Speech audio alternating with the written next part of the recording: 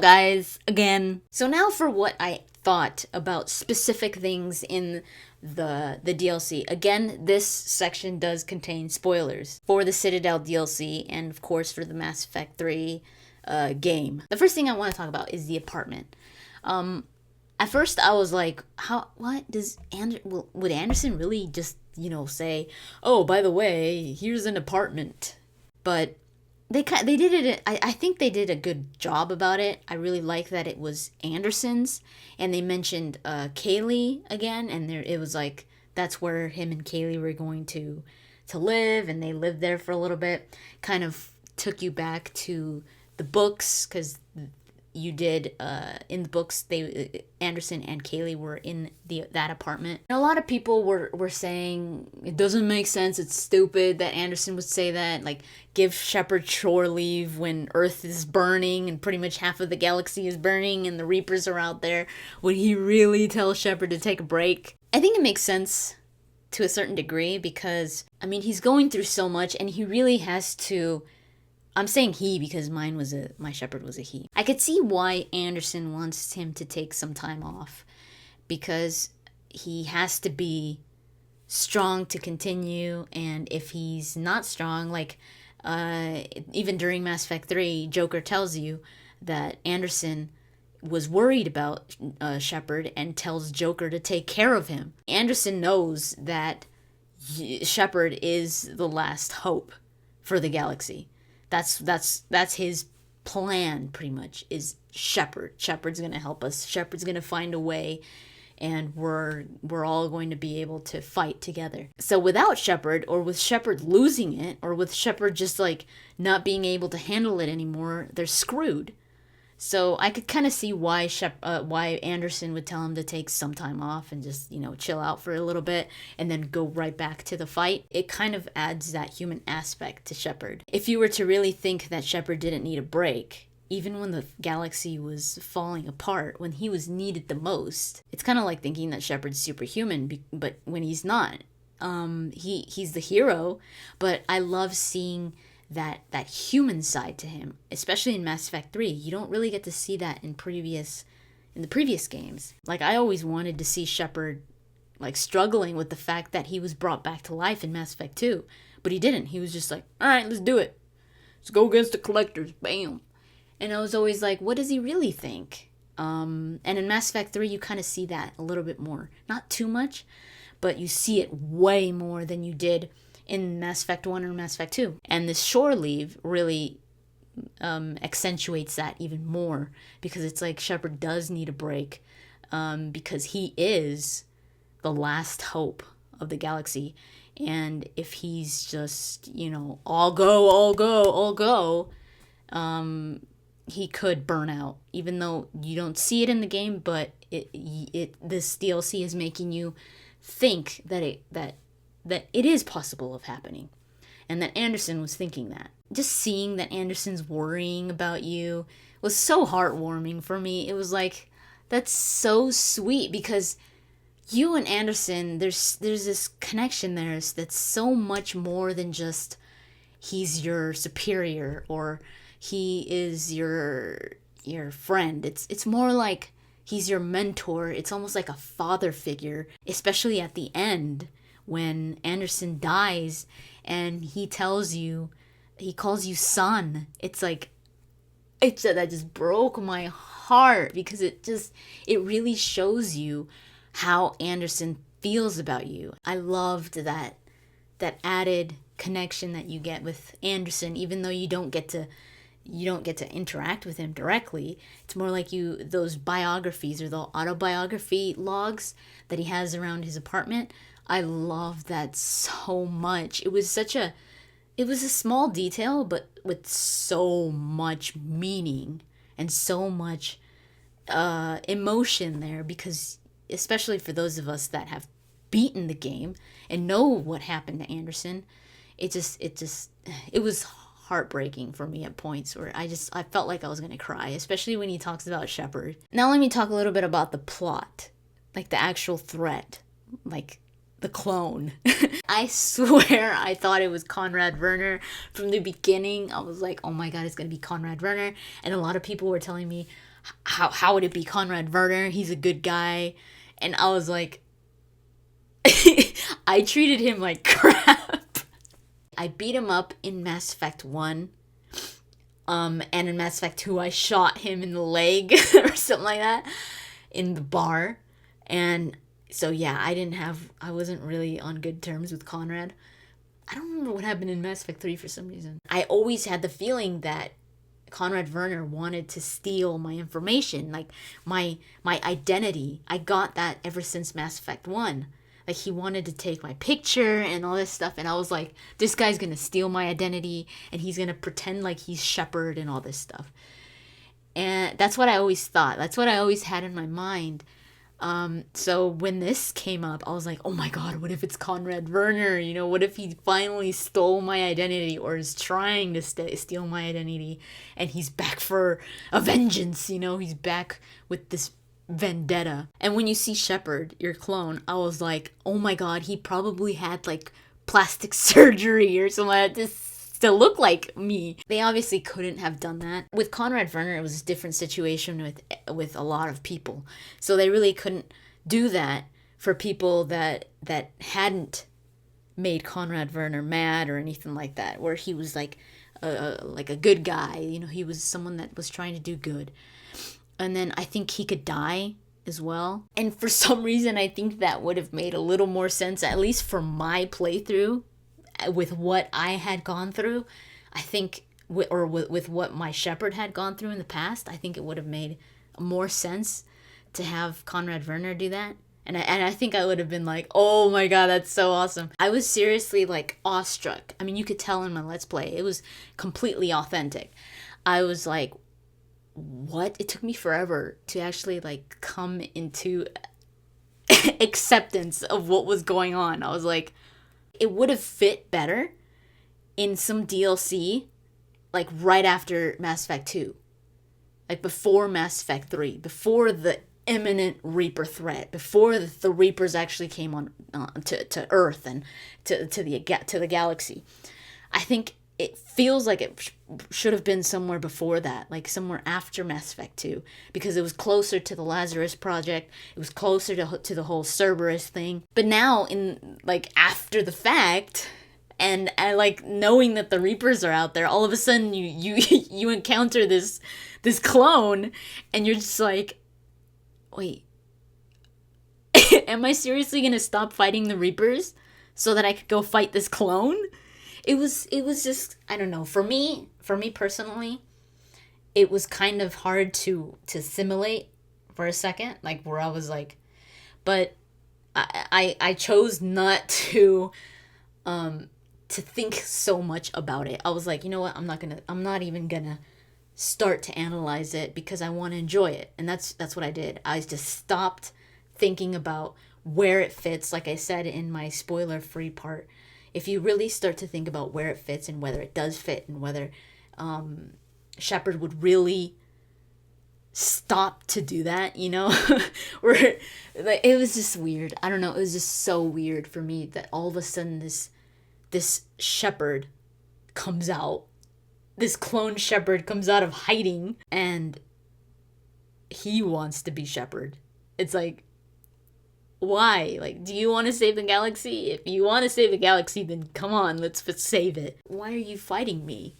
You should be fighting the Reapers. You know, it's like, we're all going to be dead if we don't. It was really weird to me. A lot of people loved the idea.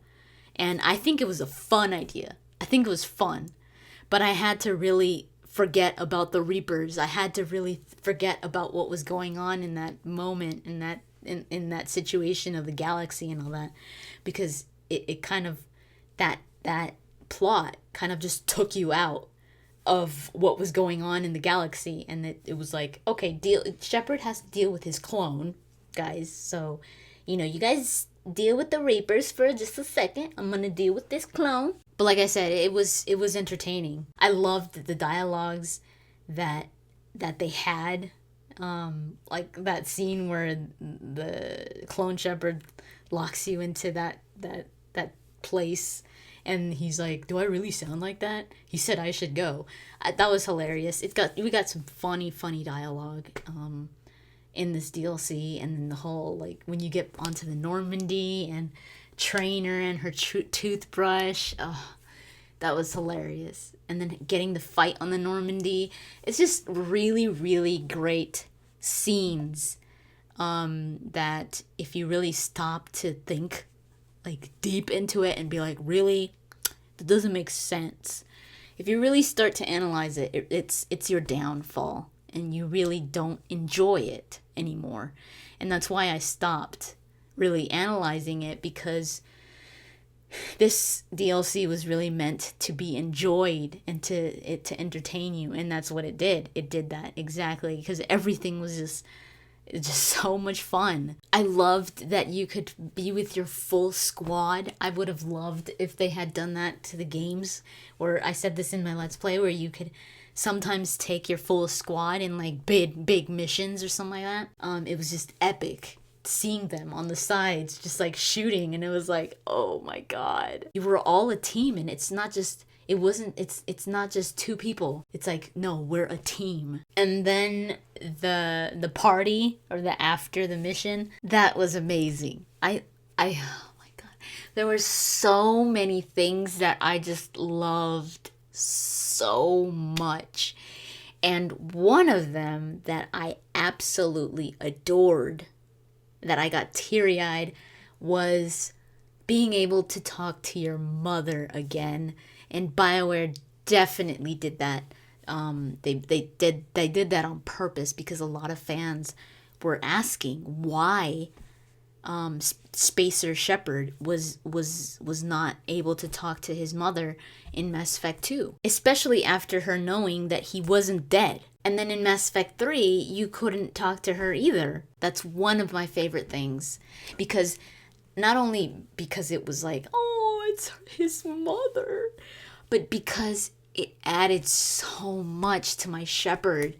I love my Shepard so much. For you to experience that again, where your Shepard talks to his mom, someone so special to him, it's like a breath of fresh air, where you just like, oh my god, like, you're not really experiencing it. It's not your mom. It's like you wanting your friend to talk to their mom. And when they do, it's like, oh. You know, that's what I felt like. Like, when Shepard was talking to his mom, I was like, oh my god. It was just so cool. Another thing that I absolutely adored was the memorial that they had for Thane. And the reason why I liked it so much is not just because I love Thane, but because it wasn't just you mourning Thane anymore. It was the whole group, and what at least what some of them thought about him. And it was like a good goodbye to Thane. And I saw the romance version of that memorial, and I teared up. It's probably one of the most emotional scenes in Mass Effect. That romance scene takes it to the next level. I was impressed with that whole Thane romance scene in the Citadel DLC. Not just the memorial or the little funeral thing that they had, but afterwards, like at the end and the videos that Shepard is watching. For the first time, we see Shepard cry. It was so. I was like, it was groundbreaking for me, where I was like, oh my god. It was such a great tribute to that romance. By far, one of my favorite scenes in a romance for Mass Effect. By far. Because it was so real. And it really, you could feel what Shepard was feeling. Where it was like, oh my god. That was so amazing. If you guys haven't seen the FemShep romance with Thane in the Citadel DLC, you have to see it. You have to see it. It's so good. And not just, like I said, not just the funeral, not just the videos, but the end. Like the last scene. Oh my, I cried again. I cried because it's It was so good. I definitely want to go back and create a femship just to romance Thane. I never considered Thane as a romance. I was like, I wouldn't romance Thane. Garrus all the way. Caden even. But Thane? I was like, I was like, you know what? I think I'm going to romance Caden in 1, stay single in 2, and then romance Caden in 3 again. Because the romance for Caden in 3 is I really liked it. They did a pretty good job with it. But when I saw what they did with Thane, I was like, oh my god, I have to make a shepherd that romances Thane, because it was amazing. The emotion that they put into that, and the feeling that they made Shepherd show that you've never seen Shepherd cry. You've never seen her cry, or him. So for her to just start crying, and Jennifer Hale, oh my god, when she's giving the speech in the funeral and she chokes up, she did such an amazing job with that. All the invites to your apartment were great. The only one that I was pissed about, that I was really disappointed in, and for some reason I thought that BioWare was going to redeem themselves with this, but they didn't. It's like BioWare hates this romance for some reason. I really don't understand why they didn't do it some justice. Like, even in the Citadel DLC, where they did everything else justice, they still didn't do this romance justice. Ashley is... That's just the way Ashley is. Her personality. That's the way she is. And I accept the way that she is. I don't really like her. It's not like I hate her. But I always get kind of frustrated with her, because I'm just like, oh god. She's always doubting you, and her romance sucked in Mass Effect 3. It was like half of the almost, not even half, like 80% of the romance, 90% of the romance, she doubted you. She was like, well, I don't know, you used to work for Cerberus. And I'm like, you're still on that? And then the romance scene. That was it. Like, there was nothing else. It was so dull and disappointing. And I was like, okay, well, maybe the Citadel DLC, maybe BioWare will think about that. They were like, you know what? A lot of people were kind of disappointed with the Ashley romance, because they were. I'm not the only one. Let's add a little more. But they didn't. They didn't even allow you to call her up. She didn't even have an invite. I was like, neither did Garrus, which kind of pissed me off that Garrus didn't have an invite. But I haven't seen the romance between him and Femshep, but I have heard that it's awesome. So at least they did that. At least they did that interaction between you and Garrus some justice, And then the Garrus romance was always awesome to me. I loved the Garrus romance in Mass Effect 3 as well. So it wasn't like that needed any redeeming. But the Ashley romance, it's like you could invite everybody up to your freaking apartment. You could interact with Cortez and Vega twice. But Ashley, it's like, even if she's your romance, just go get drunk with her. That's it. Drink a few drinks, experience a Star Wars scene, and then she knocks him out, and then she just walks off. I was like, that's probably the only thing that I was disappointed with the Citadel DLC.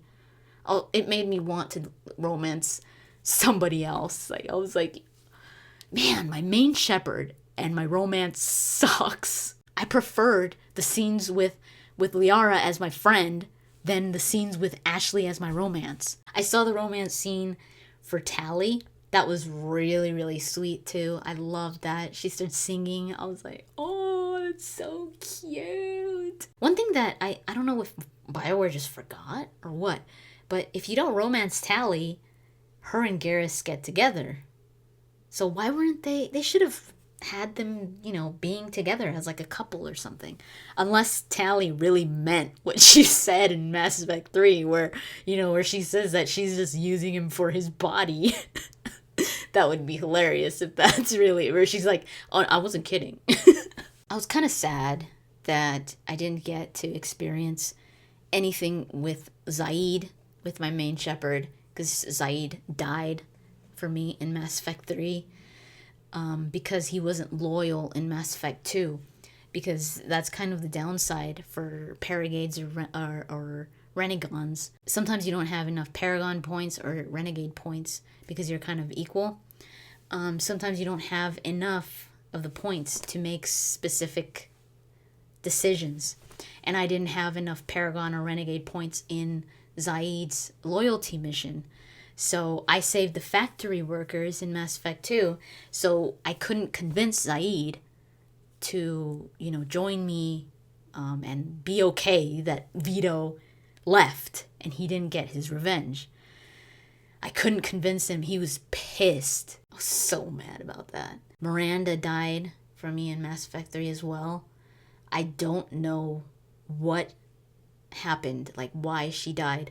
I think it has to do with, because people were like, you're supposed to warn her. Yeah, I did. Well, then you're supposed to give her the assets that she asked for. I did that too. Dude, everything that people have told me, I did everything. I mean, unless it's that I broke up with her, because she was my romance in Mass Effect 2. And then I broke up with her in Mass Effect 3. But there's people that tell me that even though they broke up with her, she still lived. So I'm like, it's gotta be the decision that you make when you're with her father in Mass Effect 3. I believe if you renegade that part, she ends up dying. And I think I renegaded that part. So I'm going on that mission with my femshep soon, and I did everything with Miranda. I warned her, I gave her the assets, everything.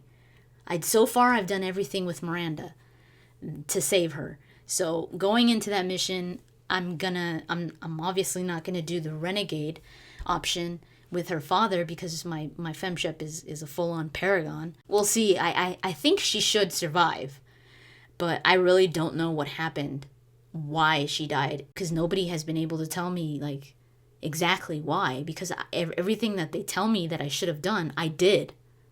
So I don't know. So we'll see with my femship. With my femship, Zaid is alive.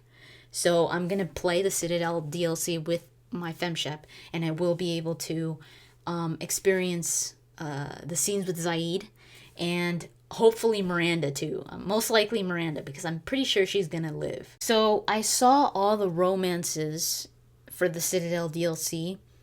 And not Garrus, though, because I'm going to see that with my femshep, and I'm going to record that, so I don't want to. I want that to be authentic first time I see it. The Caden one was really cool. The Thane one was my favorite. The Jack one was really, really cool. I loved the Jack one, especially when she starts putting the tattoo on you. That's awesome. That was so awesome. And I just love seeing Jack as your romance, because she's so hardcore, but at the same time you could see how much she really cares about Shepard and how special he is to her. I love seeing that. And then later I find out that you could romance James Vega. I was like, I didn't believe it. I was like, this freaking way, that's not. I was like, yeah, faux show. Like, I was like, this person's lying.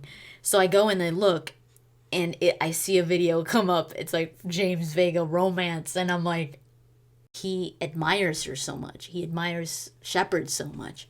You find that out in this anime, Paragon Lost. Shepard's like his hero. He aspires to be like Shepard.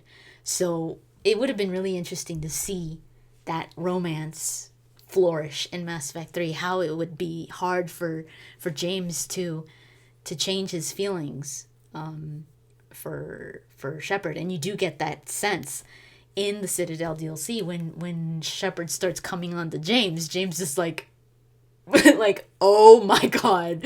I love that. So I would have loved to have experienced that in the game as a romance, because I think it would have been some pretty funny scenes, like some pretty cool stuff. I've seen a lot of people say that they would have loved to romance James, so I think BioWare just put it in there as like, all right, there you go, guys. You know, this is what would have happened. It's just a one night stand. It's just like one time thing, you know. And then there's the Javik thing.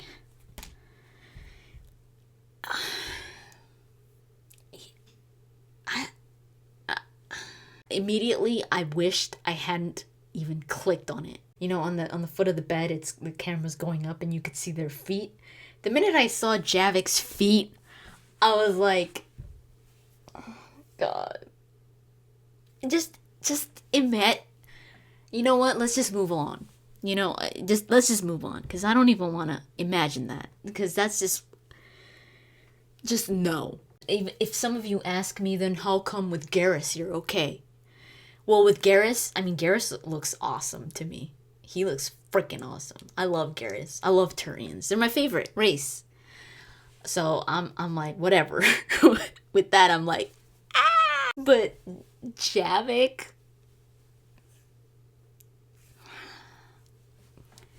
let's just move on, please. I am going to be playing the quiet party from my femshep.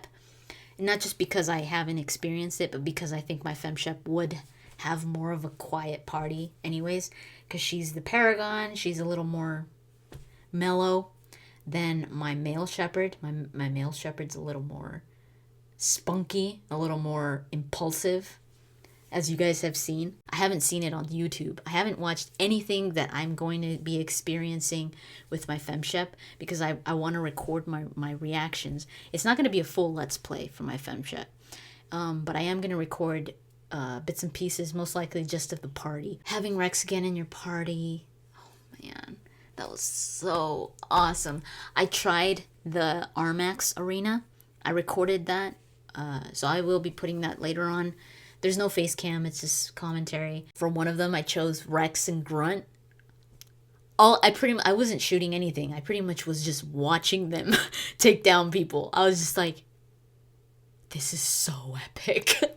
Dude, Rex and Grunt would be my team like forevers. This really was the end for my main shepherd, and it was very nostalgic for me because he's my main shepherd. He's my shepherd my first shepherd that I created in Mass Effect 1. He's just really special to me. And my femshep I created in Mass Effect 2. So she's cool. I like her too, but nowhere near as special as my main shepherd. So that's it for him. And it's really, for the longest time while I was editing these videos, I just kept feeling like in moments I felt like I was gonna cry again. It was like, oh man. The very end of the DLC where you're standing outside of the Normandy and then your team comes, that was very emotional as well. Especially because you kind of get this moment with Shepard after your team leaves. You get the split second moment where it's just you and him, you know, where it's like it's almost like him saying goodbye. And it's like, you know, this has been the best. And then he just leaves and you're just like, The music, man. Mass Effect 3 has one of the best soundtracks I have ever heard in a video game. I love that last song. Oh, I forgot what it's called, but the last song always tears me up. It's always like, especially when you put it to that scene. It's like, oh my god, this is it. So emotional. Loved it. It was so good. I liked it so much. I had such a great time playing this DLC. Let me know what your favorite parts of the DLC were in the description, or anything else you want to share. So yeah, thank you so much for watching, and I will talk to you guys later. Before I forget, once again, I wanted to do this in my Forever Normandy video, where my tribute or my dedication video that I did for Mass Effect. I wanted to put this sticker, Forever Normandy. It came with Paragon Lost. I wanted to put it on my wall, so I'm going to put it right now. There we go. Forever Normandy.